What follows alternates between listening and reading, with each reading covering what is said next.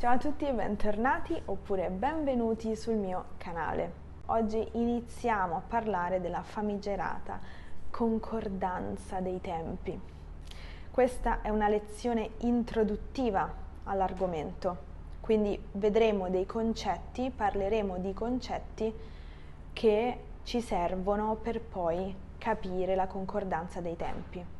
Quindi che cos'è la concordanza dei tempi? Si tratta della successione di eventi sull'asse temporale che viene codificata stabilendo, tramite l'uso dei tempi verbali, l'anteriorità, la contemporaneità e la posteriorità dell'azione del verbo della frase subordinata rispetto all'azione del verbo della frase principale. In altre parole, la concordanza dei tempi è raccontare un fatto del passato, della contemporaneità o del futuro, rispettando la successione degli eventi dal punto di vista linguistico, cioè tramite l'uso corretto dei tempi verbali. Bisogna quindi capire e familiarizzare con i concetti di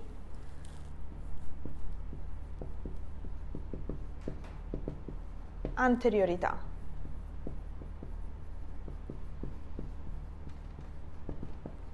contemporaneità e posteriorità. Anteriorità vuol dire che qualcosa accade prima. Contemporaneità significa invece che qualcosa accade nel mentre, quindi nello stesso momento. Posteriorità significa che qualcosa accade dopo. Se io dico so che hai fatto la cosa giusta, so è il verbo principale, hai fatto è il verbo della subordinata, quindi noi dobbiamo capire se hai fatto come azione avviene prima, mentre o dopo sapere. Ora io so che hai fatto è un passato prossimo, quindi con ogni probabilità hai fatto si riferisce ad un'azione che avviene prima del verbo sapere. Quindi tu hai fatto la cosa giusta prima che io sapessi. Quindi hai fatto è in relazione al verbo so secondo il concetto di anteriorità. L'esempio successivo è gliel'ho detto quando l'ho visto. La frase principale qui è gliel'ho detto. La frase principale è la frase che può essere detta indipendentemente, quindi che esiste da sola. Gliel'ho detto. Frase principale. Quando l'ho visto invece è la subordinata. Quindi anche qui noi dobbiamo vedere quando l'azione della subordinata succede rispetto all'azione principale. Quando l'ho visto gliel'ho detto. Gliel'ho detto quando l'ho visto. In questa frase parliamo di contemporaneità dell'azione. Gliel'ho detto quando l'ho visto. Se non l'avessi visto non gliel'avrei detto. Quindi le due azioni sono contemporanee. Lo capiamo anche dal fatto che abbiamo lo stesso tempo verbale sia nella frase principale che nella subordinata. Facciamo un altro esempio sempre di contemporaneità dell'azione. Se trasformiamo questi verbi al futuro, comunque la contemporaneità resta, perché se dico glielo dirò quando lo vedrò, sono comunque due azioni che accadranno nello stesso momento ma nel futuro, quindi qui sono già successe, mentre di là dovranno accadere ma in ogni caso accadranno contemporaneamente. Glielo dirò quando lo vedrò. Per forza di cose qui in questa frase abbiamo un esempio di posteriorità dell'azione, però capiamo perché. L'azione della subordinata partirà è ad un tempo futuro, quindi accadrà sicuramente in un futuro e sicuramente succederà in un secondo momento, quindi dopo.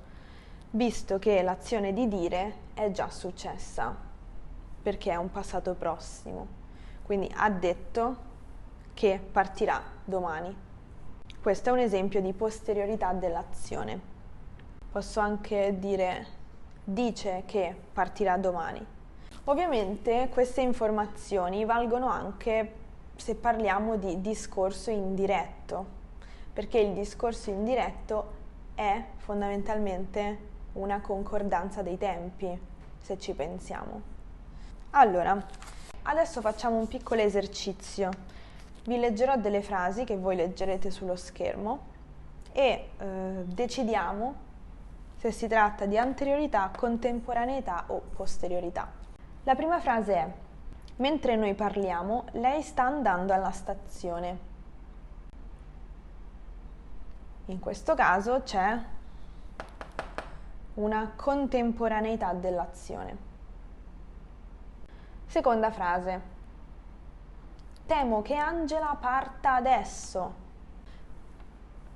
C'è una contemporaneità dell'azione anche qui. Terzo esempio: adesso so che cosa è successo una settimana fa. Adesso so che cosa è successo una settimana fa.